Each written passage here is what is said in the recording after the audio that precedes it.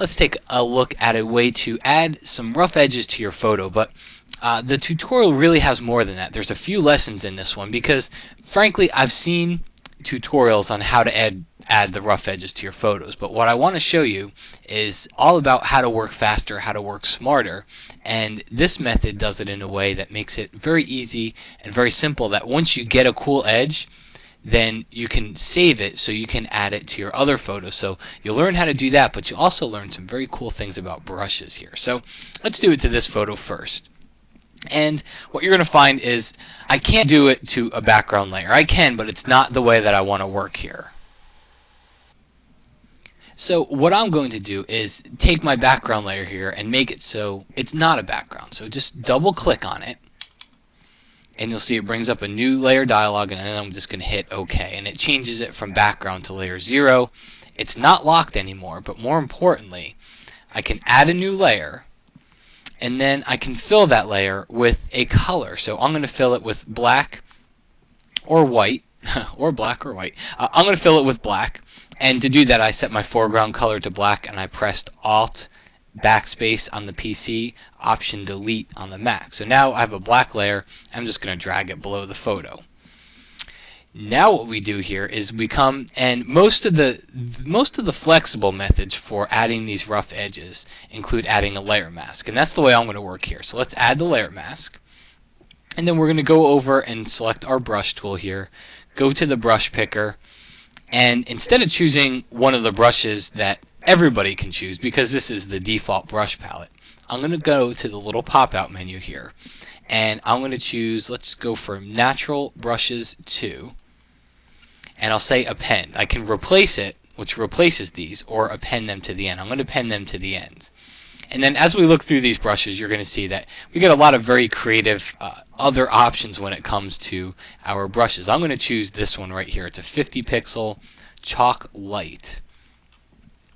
And as I put it over the photo, you realize it's way too small. So let's hit the right bracket key, and we can bump that brush size up, make it larger.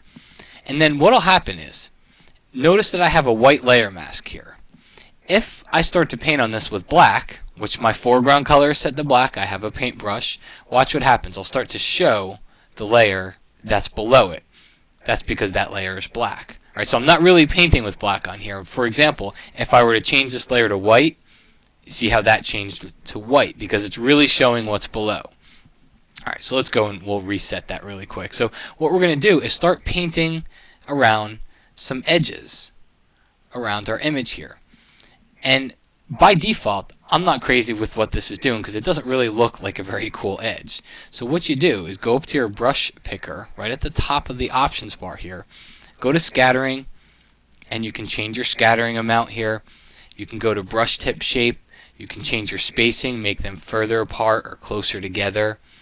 Alright, and now when you start to brush on here, now you get a much different, more random effect.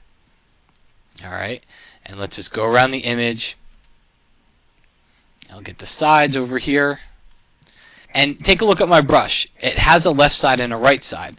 The right side I painted over here. I put the brush halfway off the canvas, and I'm doing the same thing over here on the left hand side.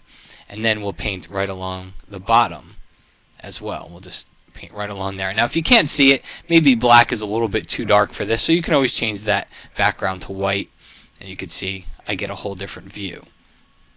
Don't forget to go back to your layer mask, and I can paint with black again, and just paint away some of these edges around here. Alright, so what's cool about this technique is, number one, it's flexible, because should I realize that, well, I kind of painted a little bit too much, just hit the X key, and you can just come in here and you can just paint it right back in. Alright, and I went too far down, so now I'll hit X again and I'll paint it away. So you get a lot of flexibility with this. And don't forget, go up to your brush picker up here and use your scattering options.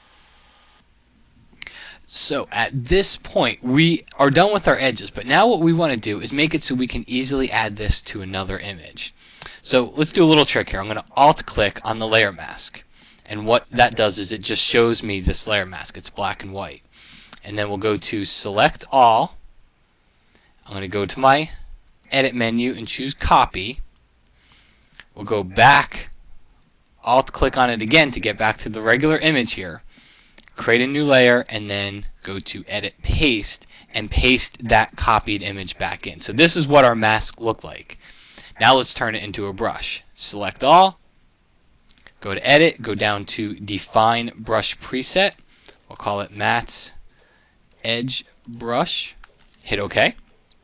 And now look what it does. It creates a brush preset for us. We can look over here inside the brush picker. If you go all the way to the bottom, there it is. That's Matt's Edge Brush. Alright. So what's cool about this is, obviously, I can come back over to my layer mask, and if I were to open up a different photo, let's say, just for sake of argument, this was a different photo, I could come over to my layer mask. I could pick my brush if this were a different photo. I could set it to black, and all I'd have to do is just click and stamp it right on there. Or let's open another photo. Let's try this photo. So this photo is smaller. Alright, you can't even see, if I go click on here, you can't even barely see the edge of the brush. So let's go ahead and do the same thing. Let's just turn this into a layer, create another layer here, and drag it below. And then we'll add our layer mask. But remember, my brush is too big, so I'm going to hit that left bracket key, and I'm going to make it smaller and smaller. Alright, and now I can come in here and I can stamp that one on. But what's even cooler about it is, let's say we go to a totally different photo. This one is vertical versus horizontal. Well, here's what you do. Go to your brush options at the top of the options bar. Under brush tip shape, make sure you click right here. See this little arrow? If I were to click and start to drag this, I can turn my brush to a 90-degree angle. Now you see what it looks like? See, instead of it being landscape, now it's portrait. Alright, so now it's at a 90-degree angle. I got a problem. It still doesn't fit quite right, so I can knock the size down. But it seems that the brush is smaller. See, if I knock the size down here a little bit, it kind of fits in the left and the right and the top side, but it doesn't fit on the bottom. Well, what I can do, come back in here and click on one of these endpoints and just scrunch it together just a little bit. Starts to fit a little bit better. Let's increase the brush size, and you just kind of play with it a little bit until you get it right. And there we go. It's pretty darn close at that point. So I'm scrunching it together, but then I'm making the brush bigger. And now what I'm able to do is to get the top and the bottom to fit in here. And now if I were to click, I can stamp that right on too. So there's some really cool lessons inside here. Not only how to add these edges to your photos, but a lot of people don't know that you can come inside of your brush palette and you can turn your brushes around in any angle that you want. And that's what makes this technique really useful, is the ability to take it and apply it to other photos that maybe weren't the same orientation, weren't the same size as the original one that you created it on.